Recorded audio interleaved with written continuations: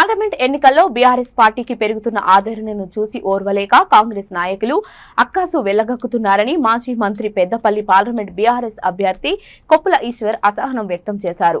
పెద్దపల్లి జిల్లా గోదావరికని పార్టీ కార్యాలయం మీడియా సమావేశంలో ఆయన పాల్గొన్నారు. సామాజిక న్యాయాన్ని తుంగలో తొక్కి కాంగ్రెస్ పార్టీ అభ్యర్థిగా గడ్డం వంశీకృష్ణను నిలబెట్టడం విడ్డూరంగా ఉందన్నారు. అధికారంలో ఉన్నప్పుడు తాను సింగరేణి కార్మికుల సంక్షేమాన్ని విస్మరించానని ప్రచారం చేయడం సరైంది కాదన్నారు. ఈ ప్రాంతం నుంచి అధికారం అనుభవించాల్సిన వెంకటస్వామి కుటుంబం కార్మికులకు ఏం చేశారో చెప్పాలని ఆయన సవాల్ విసిరారు.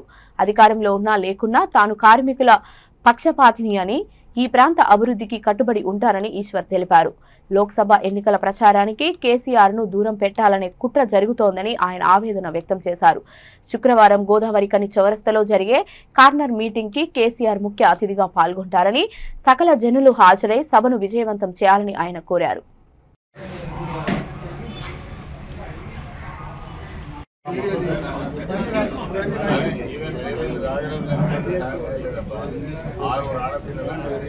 ప్రారంభం చేయాలి. 4వ తారీఖు మీకు అంతా కూడా మెటీరియల్ అందిస్తే 5వ తారీఖు నుండి అయినా కూడా ఖచ్చితంగా అది స్టార్ట్ చేసుకొని 10 నిమిషాలు టైం 10 నిమిషాలు అయితే ఈ 5వ తారీఖు నుండి మీరు ఖచ్చితంగా ఇదంతా కూడా ప్రారంభం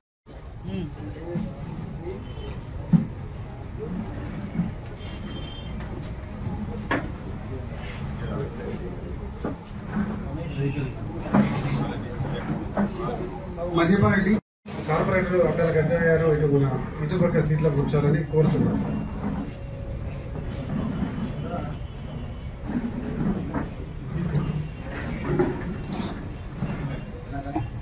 ప్రెస్ వాళ్ళందరూ కూడా మజ్జిగ ప్యాకెట్లు ఇచ్చేయాలి.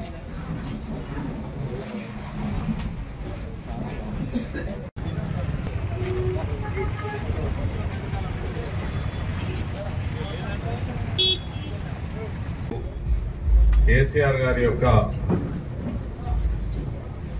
ప్రొసెషన్ రోడ్ షో కార్యక్రమాన్ని రేపు సాయంత్రం 8 గంటలకు ప్రారంభం చేయబోతా ఉన్నాం. దీనికి కారణం ఏంటంటే ముందుగా 6 గంటలకు అనుకున్నప్పటికీ కేసీఆర్ గారి యొక్క యాత్రకి బస్సు యాత్రకి అనూహ్యమైనటువంటి స్పందన వస్తున్నదని ఇటు కాంగ్రెస్ పార్టీ కావచ్చు, రాష్ట్రంలో అధికారం ఉన్నారు, బీజేపీ పార్టీ ప్రభుత్వం కేంద్రంలో అధికారంలో ఉన్నారు. కాబట్టి ఈ యాత్రను భగ్నం చేయాలి, ఈ ప్రజా వెల్లువను అడ్డుకోవాలి, మళ్లీ వీళ్లను ఎక్కడో అక్కడ బ్రేక్ చేయాలనేటువంటి కుట్రపూరితమైన ఆలోచనతోటి ఎలక్షన్ కమిషన్ కు కేసీఆర్ గారేదో అనకూడని మాటలు అన్నాడని మరి ఆ సాకులతో ఈరోజు 48 గంటల పాటు ఈ యొక్క ప్రచార కార్యక్రమాన్ని నిషేధించడం అనేటువంటిది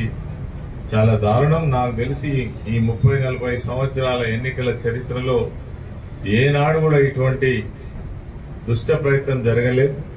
ఎందుకంటే నిలబడరు, ఎక్కడ ఆగరు, ఎవరి కష్టం గురించి మాట్లాడరు.